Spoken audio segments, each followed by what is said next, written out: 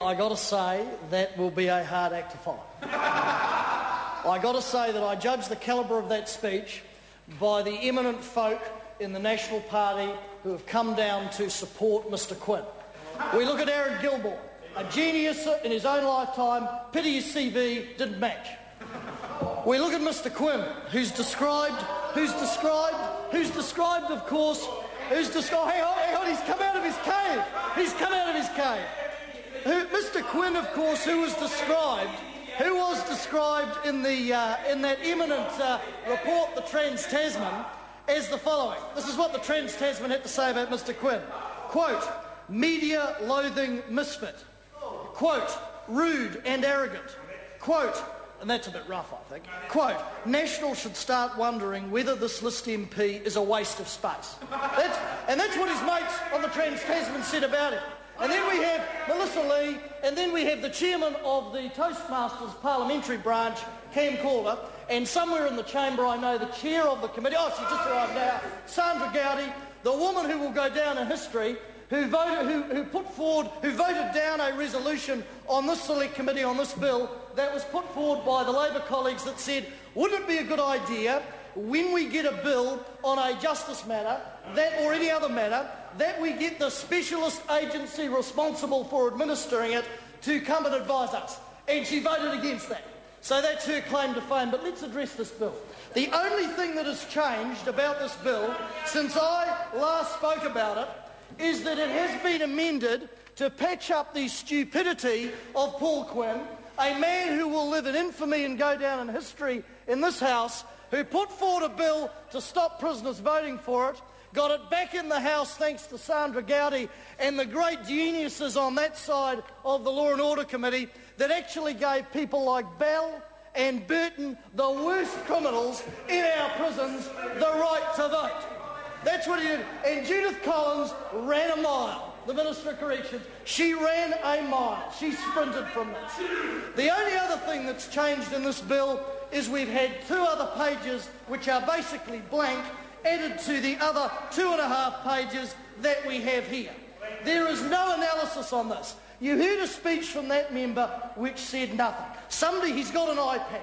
This is a new, I'm not that au fait with technology, but it's a fancy piece of technology, I'm sure the speaker is. And somebody's loaded the notes on there, but I think they might have done a Coleman and got the speech wrong. There was not one fact in there.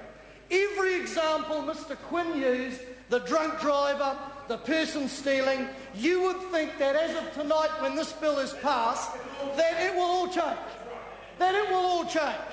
That the person who goes to burgle a house will stop at the front door and go, hang on, Paul Quinn, whoever that may be, has passed a bill that is, if I burgle Mr Smith's home, I will lose my vote.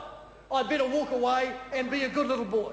The truth about this stupid piece of legislation that is no more than a political pamphlet, that no submitter supported apart from David Farrar, and we know where his politics lie, and David Farrar even agreed, like every other submitter, that there was no international or domestic evidence anywhere that taking away a vote of a prisoner would change behaviour, stop recidivism, deter crime, or most importantly, aid in the healing of victims. This bill is so bankrupt that even that hypocrite, so discredited, Garth McVicker, who attacked recently our top policeman for having Howard Broad, for having the audacity to even ponder that maybe it's better to stop crime, stop creating victims, rather than simply going down the track that we do now in respect of corrections, and was grossly attacked the day of the Pike River Memorial.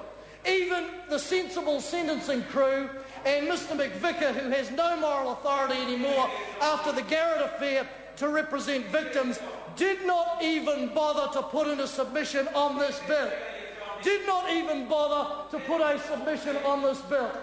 And I see the great genius over there. It'd be interesting to see if Mr Gilmore gets up and speaks.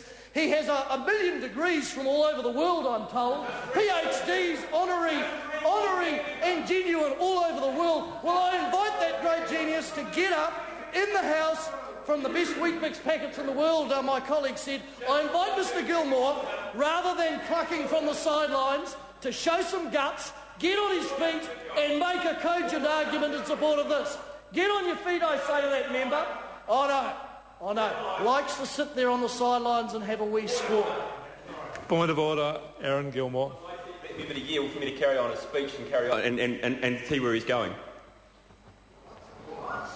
I request that member yield so I can carry on and finish his speech with the time remaining. No, I'm not going to yield. He can take his turn like a normal member of Parliament. Rule on this. The member asked to yield. It's the member who's speaking to agree to yield. It's not the chair's problem, that. Well, that says it all. That says it all, doesn't it? I say to that member, get up after me and make a speech and make an argument. But they won't do it. You see, no one in this House... Point of order.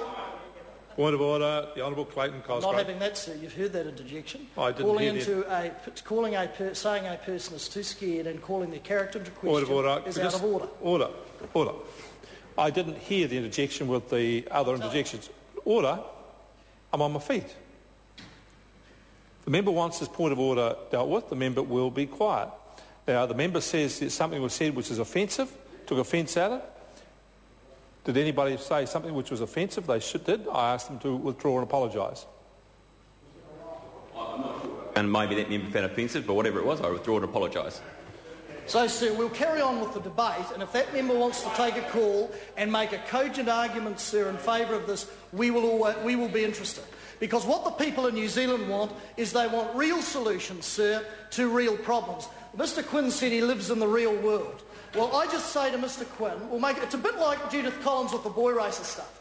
A year ago, almost to the day, we were going to have cars crushed all over Christendom. It was going to be carnage in the metallic sense. Well, there has not been one. And I say to Mr Quinn that this, as I said in the second reading, sir, Mr Quinn has gone out, woken up one day, lifted the wet towel from the head and thought, I'm going to get a headline in the New Zealand Herald. Well, he's made history in this House, and maybe the Trans-Tasman is right about it. This has no analysis.